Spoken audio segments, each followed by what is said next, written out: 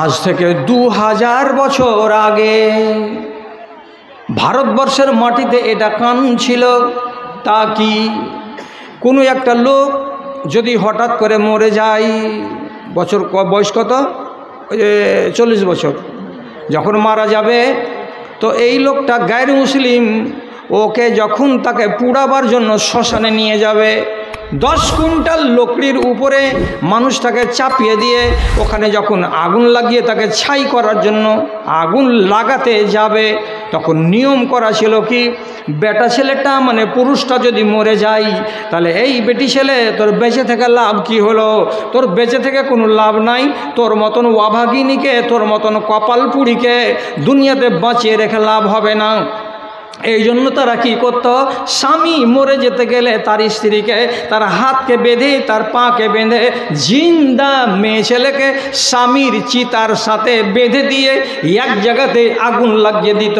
একটা মরা মানুষ পুড়ত আর মরা মানুষের সাথে সাথে একটা জিন্দা বেটি ছেলে পুড়ে ছাই হয়ে যেত। কত বড় জুলুম চলেছিল এই দুনিয়ায়। আল্লাহ জিন্দা মেয়ে ছেলেকে পুড়িয়ে দিয়েছে, তাহলে কত বড় নাইনসাফি হয়েছে ভেবে দেখেন। আবার বলছি, আরব দেশে যেখানে নবীজি জন্মেছেন এবং নাবি হয়েছেন, নাবি হওয়ার আগে ওই দেশের লোকেরা কত শত মেয়ে ছেলেকে নিজের বাপ 3 মাসের বাচ্চি, 4 মাসের বাচ্চি, 1 বছরের মেয়েকে, 2 বছরের মেয়েকে মায়ের কাছ থেকে ফুসলিয়ে বাড়ির বাইরে নিয়ে গেছে, আর খাল খুঁড়ে দিয়ে বাপ নিজের বেটিকে খালের ভেতরে জিন্দাই পুঁতে দিয়েছে, আর মাটি চাপিয়ে খুঁচে তাকে দাফন করে দিয়ে বাড়ি চলে এসেছে। 1টা নয়, 2টা নয়, 3টা নয়। কত বড় জুলুম হয়েছে এটা কল্পনা করা যায় যে মানুষকে জিন্দাই কবরে ভরে দিবে? করেছে নারীদের সাথে। খেয়াল করো আমার দিকে। আমার কাছে যদি 10টা ফোন না যায় এই এলাকা থেকে বেটি ছেলের কালকে পরশু 7 দিনের ভিতরে, তাহলে জানবো যে এখানকার বেটি ছেলেরা কিছু বুঝতেই পারেনি। সেদিন বিকোলে জালসা হলো, তো বিকোলের জালসার পরে 8 দিন ধরে কমসে কম 20 থেকে 25টা ফোন মহিলারা করেছে। এইটুকু বুঝতে পারিনি মাওলানা, এ কথাটা ধরতে পারিনি মাওলানা। তো ভালো কথা, যেটুকু ধরতে পারিনি ওকে ধরিয়ে দিয়েছি। আপনারা ধরতে পাচ্ছেন কি না তার প্রমাণ হবে এটা, যে কালকে আমার কাছে ফোন যাবে, পরশু আমার কাছে কেউ ফোন করবে যে এটা কথা আমি বুঝতে পারিনি। বুঝো, ভালো করে বুঝো। এই জীবিত মেয়েকে বাপ পুঁতে দিয়েছে, তুই বেটি কেন হলি? আল্লাহ ইজ্জত দিচ্ছে কি বলে, কোরআন মাজিদে আইন দিচ্ছে কি বলে, ওয়াইজাল মাউউদাতু সুইলাত বিআইয়ি যামবিন কতালাত। ও দুনিয়ার বাপেরা, যারা যারা তোমরা নিজের বেটিকে জীবন্ত অবস্থায় পুঁতে দিচ্ছ, মাটি দিয়ে দিচ্ছ, এই মেয়েটাকে মার্ডার করার কারণে কিয়ামতের দিন আল্লাহ রাব্বুল আলামিন তোমাকে মার্ডার কেসের আসামি বানিয়ে হাজির করবেন। সেই দিন জিজ্ঞেস করা হবে আর বেটিটাকে খাড়ো করা হবে তোমার সামনে, আর বেটিটাকে বলা হবে, বল তোরে বাবা মেয়ে ছেলে তোকে কে মার্ডার করেছিল? আপনার জন্ম দেওয়া বেটি চোখের সামনে বাপকে দেখিয়ে বলবে, আয় আল্লাহ, এটা আমার বাপ, এই আমাকে জন্ম দিতে হওয়ার পরে আমাকে জিন্দাই মাটিতে পুঁতে দিয়েছিল, কেন যে আমি বেটি হয়েছিলাম। আগুনে জ্বলবি রে বাপ, সাবধান হয়ে যা। আল্লাহ তাআলা ইজ্জত দিলেন, আরবের লোক বেটিকে পুঁতে দেওয়া বন্ধ করে দিল। অবশ্যই ইতিহাস বলছি। কি মিশরে একটা নদী আছে, তার নাম নীল নদী। সে দেশের লোকের বিশ্বাস হলো কি, বছরে একটা সুন্দরী বেটি ছেলেকে যদি বলি না দেওয়া যায় মিশরের নীল নদে, তো নীল নদে পানি আসবে না। আর যদি নদীতে পানি না আসে তাহলে চাষাবাদ বন্ধ হয়ে যাবে আমাদের। এই জন্য কী করতো তারা, ওরে জালেমের বেটা জালেমেরা রে, 3-4টা লোক বেরিয়ে যেত নাস্তা পানি হাতে করে, এই গ্রামে ওই গ্রামে, ওই গ্রামে ওই গ্রামে, খুঁজে ওই এলাকার যেটা সবচাইতে সুন্দরী বেটি ছেলে তাকে তার বাপের কাছ থেকে টাকা দিয়ে কিনে নিয়ে আসতো। যেই মেয়ে ছেলেটির এখনো বিয়ে হয়নি এমন একটা কুমারী মেয়ে ছেলে তাকে বাছাই করে নিয়ে আসতো, এসে নদীর কিনারায় খাড়ো করে একটা অনুষ্ঠান করা হতো। আর অনুষ্ঠান করার কালে কেউ দিত তাকে শাড়ি, কেউ দিত তাকে ব্লাউজ, কেউ দিত তাকে সায়া, কেউ দিত তাকে গয়না, আর কেউ দিত তাকে আরও 5 রকমের জিনিস। তোহফা দিয়ে, হাদিয়া দিয়ে মেয়ে ছেলেটির সামনটাকে উঁচা করে দিত। কিন্তু নারীটা এতগুলো তোহফা পাওয়ার পরেও কিঞ্চিত পরিমাণে হাসতো না। কেন হাসতো না? ওরে আমার দেশের লোকেরা, এতগুলো যে তোমরা আমাকে হাদিয়া দিয়েছো, তোহফা দিয়েছো, এগুলো আমার কোন কাম দিবে? কেন? এগুলো যদি যায় তো আমার বাপের বাড়ি যাবে, আর তোমরা তো আমাকে এক্ষুনি নীল নদীতে বলি দিয়ে দেবে। তাহলে আমার এগুলো পেয়ে লাভ কি হলো বলো তো? কাঁদতো।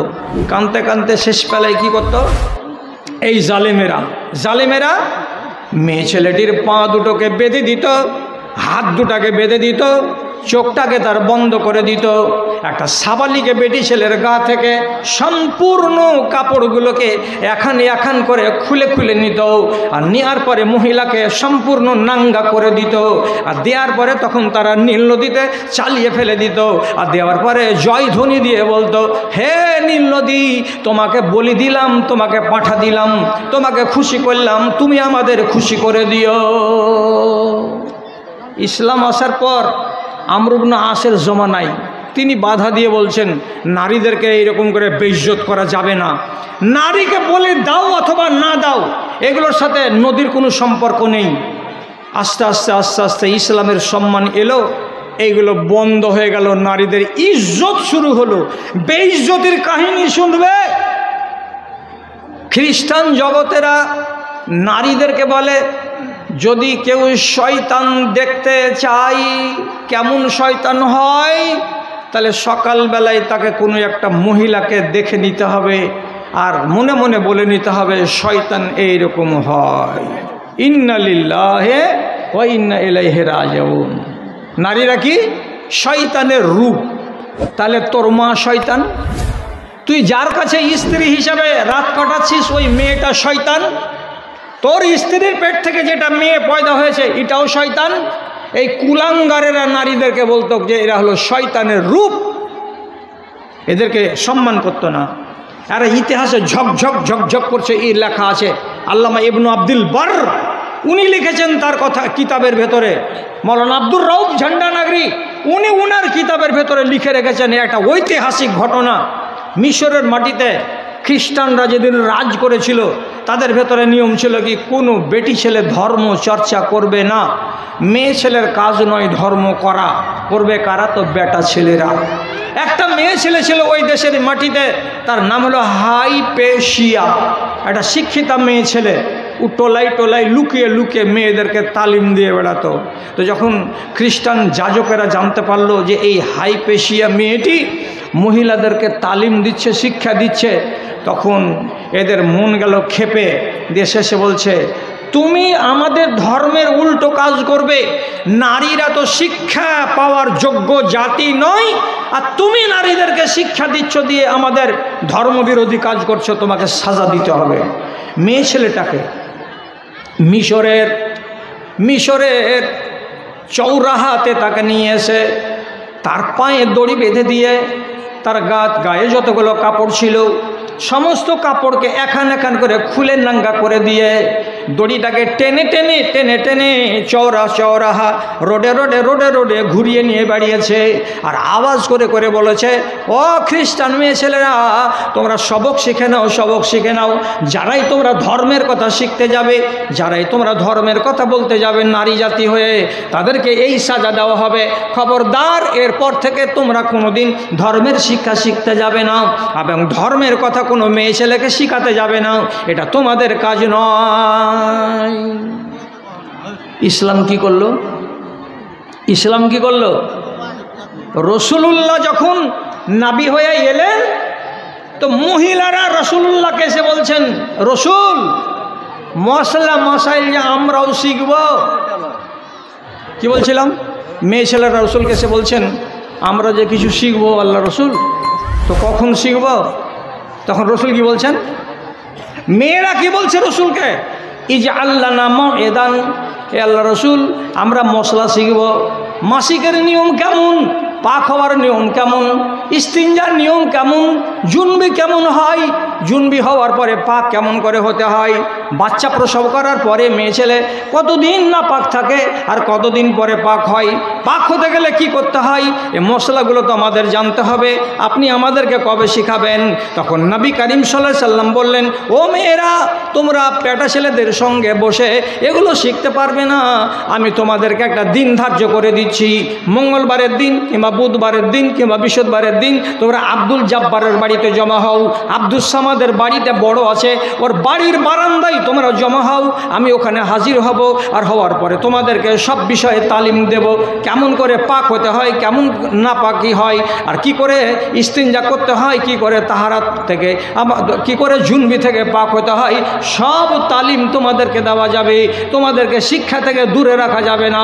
ইসলাম হলো এর নাম যে আপনাদের কাউকে মূর্খ বানিয়ে ইসলাম রাখতে চাই না।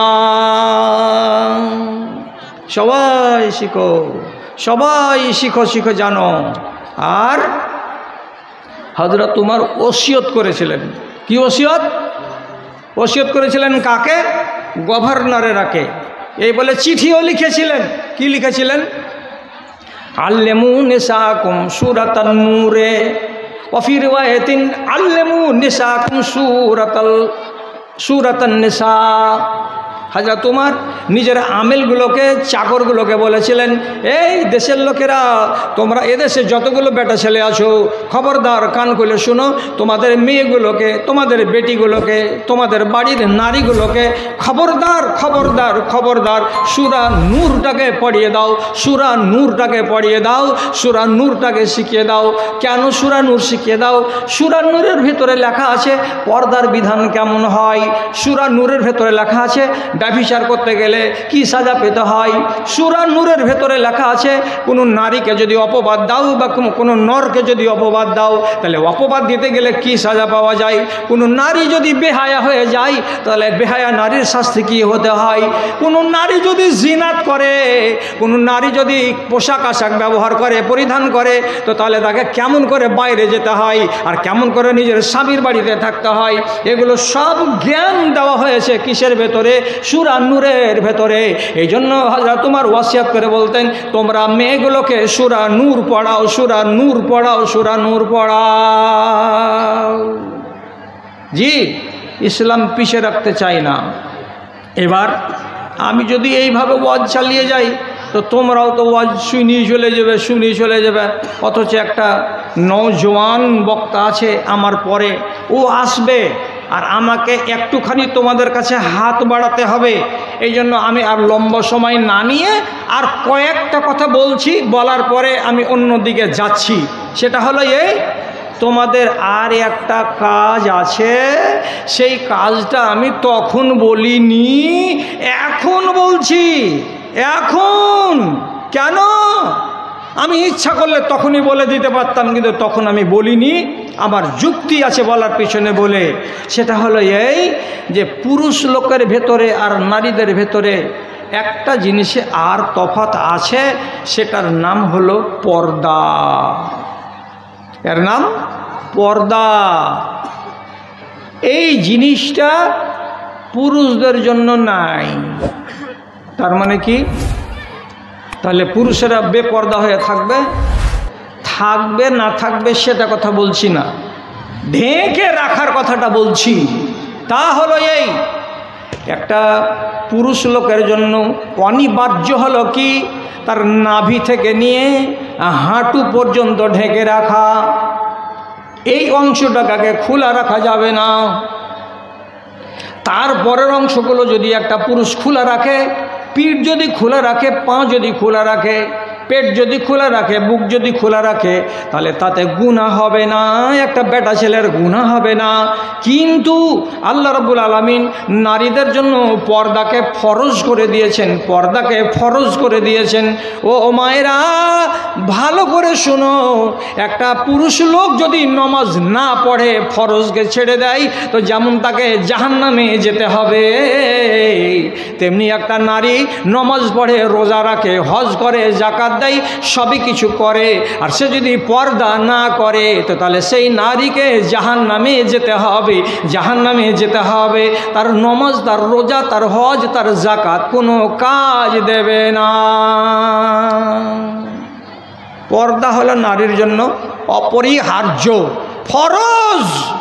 এই ফরজকে কোনো নারী যেন একটুও খেলাপ না করে। জি, সহি হাদিসে লেখা আছে, কথাটা শুনো বাবা। তোমরা কি ঠকে গেলে নাকি? তোমরা কি ক্লান্তি পেয়ে গেছ যে আর কত ওয়াজ করবে মৌলভী সাহেব? আমি তো দেখছি তোমার কলসি এখনো আধ গলা হয়েছে, আরও খানি কাটবে, আরও দু চাপন দিয়ে দি। বেশি ব্যস্ত হয়েও না। কথাটা কি বলছি? সহিহ হাদিসে কি আছে? তোমাকে পর্দা কেন দেওয়া হলো?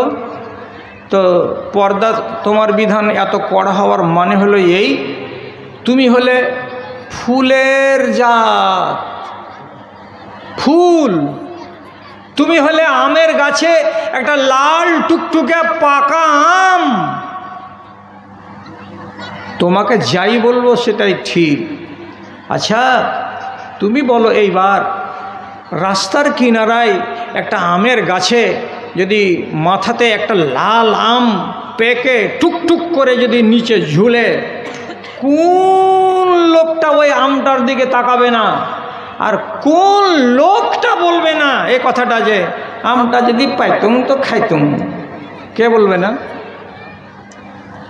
একটা রাস্তার কিনারায় যদি গাছে ফুল ফুটে থাকে, এত বড় একটা লাল টুকটুকে গোলাপের ফুল, একদম শব্দ, আজকে সকালবেলায় ফুটেছে, তো ওইখান দিয়ে যদি কোনো লোক যায়, তো ফুলটাকে কোন এমন অভাগা আছে যে দেখবে না? কোন এমন বেকুব আছে দুনিয়াতে যে ফুলটাকে এমনি করে হাত দিয়ে পাড়ার চেষ্টা করবে না? সবাই চেষ্টা করবে। এই জন্য আল্লাহ তাআলা কি বলছেন? ও মেয়েরা, তোমাদেরকে আমি পুরুষদের চাইতে অতি মুলায়ম করে তৈরি করেছি, পুরুষদের চাইতে তোমাদেরকে বেশি আকর্ষণীয় করে তৈরি করেছি, তোমাদেরকে আমি ম্যাগনেটের মতো তৈরি করেছি। তোমাদেরকে যে দেখবে তার মনের ভেতরে একটা টান পয়দা হয়ে যাবে, তোমাদের দিকে যারা তাকাবে তাদের মনের ভেতরে একটা কাশিশ তৈরি হয়ে যাবে। অতএব তোমাকে পাওয়ার জন্য একটা পুরুষ মাতোয়ারা হয়ে যায়।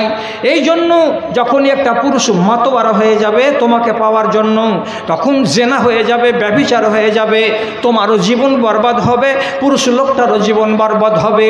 তারই জন্য রব্বুল আলামিন বলছেন কি, তুমি তোমার গায়ে কাপড় চাপিয়ে রাখো যাতে তোমার যৌবন কেউ দেখতে না পায়, তোমার মুখটাকে তুমি ঢেকে রাখো, তোমার মুখের সৌন্দর্য একটা অচেনা পুরুষ যেন দেখতে না পায়, তোমার হাতগুলো সুন্দর সুন্দর মুলায়ম মুলায়ম হাত, তোমার পাগুলো সুন্দর, তোমার পেটগুলো সুন্দর সুন্দর, এগুলো কোনো আলগা পুরুষ যেন দেখতে না পায়।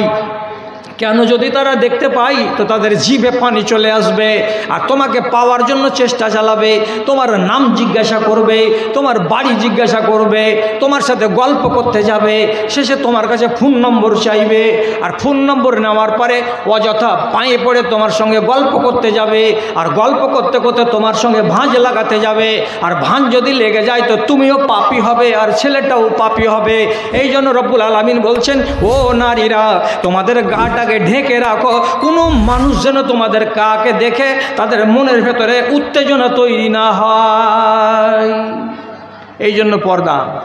কোনো নারী যদি পর্দা না করে, আমি তো নমাজ খুব পড়ছি, ওই যে ঠন ঠন, নমাজে তোমাকে জান্নাত নিয়ে যাবে না। কোনো নারী যদি কী করে বেহায়া হয়ে ঘুরে বেড়ায়, তো যদি ওকে বলে যে তুই পাবি না কিছু, হ্যাঁ আমি যে রোজা করি, সাদকা করি, দান করি, খায়রাত করি, তো কেন জান্নাত পাবো না? পরিষ্কার ভাষায় বলছি, ঠন ঠন, পাবে না। কেন পাবে না? তোমার একটা ফরজ তুমি ছেড়ে দিয়েছো। একটা ফরজ কোনটা? তো পর্দাটা।